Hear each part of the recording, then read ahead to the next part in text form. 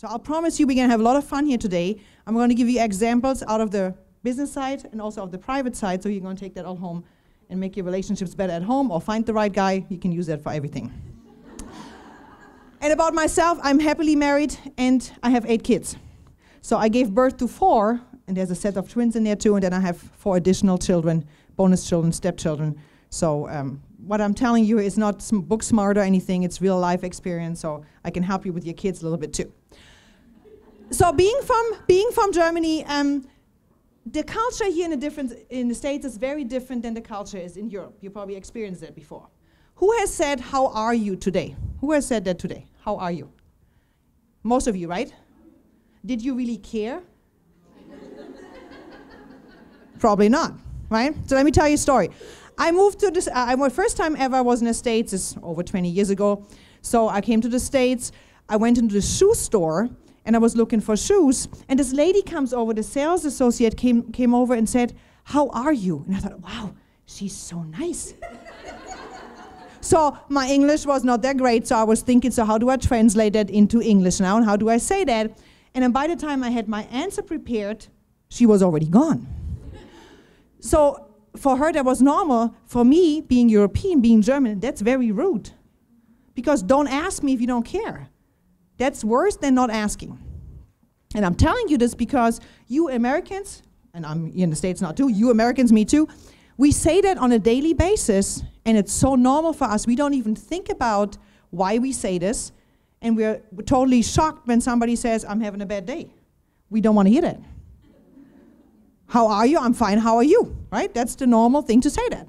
So I'm telling you that because we need to start thinking different, because if you say that same phrase, like the sales associate said to me, to somebody from outside the States, you might insult them. And I want you to start thinking about men being from a different culture. They are a different culture. They are not hairy women. And we treat them, and we tend to treat them like hairy women. And they treat us like multitasking, emotional, unstable men. That's how they treat us, right? That's how they treat us. So we need to start thinking a little different. So and the culture goes further, because as a European, some things I do and say are considered very rude here in the States. If you ask me whether that dress makes you look fat, be prepared for the real answer. Because that's how we are in Germany. That's normal. So you don't ask me if you don't want the answer. We don't sugarcoat. And when I moved to the States, I got a lot of trouble because I gave the honest answer, but nobody wanted to hear the honest answer. So I had a group of girlfriends, and they always said, how is my lipstick and how is my dress? And everybody had the normal answer, great and it's perfect. And then they said, okay, Andrea, honest answer. And I said, it doesn't look so good. So there's a different culture. So things that I do that are normal for me are not normal for you. We interrupt each other too in Europe. If you see me talking to my friend, she's from England, we interrupt each other all the time. All the time. I have no time to listen to her stuff if I'm not interested.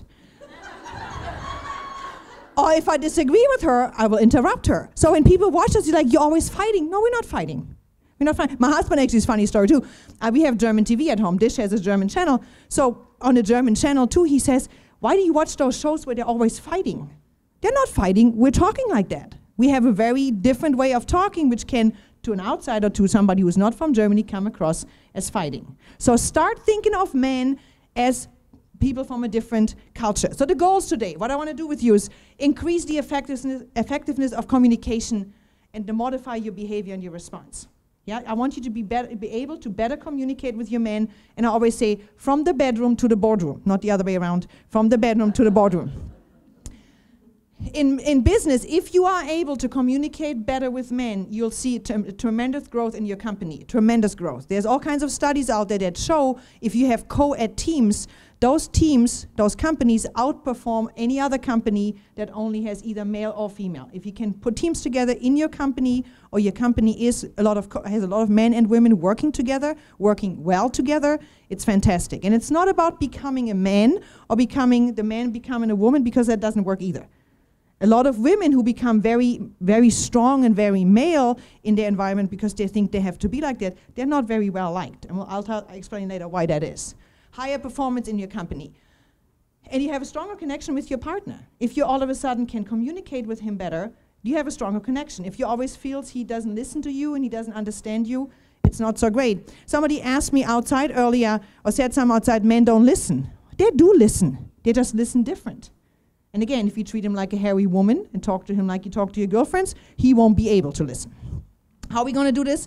I want you to understand better where they come from. And the stuff that I'm telling you, that's why I put the Google sign there, might not be totally new to you. You might have heard that before, but I put it together in a way that you might connect the dots, and it makes a lot more sense. And there are systems and steps that you can take. I cannot teach you everything here, of course. I teach you a little bit. If you're interested, you can take it further afterwards. But I want to push as much in this, 45 minutes we have here as we can. So I'll try to teach you as much as possible.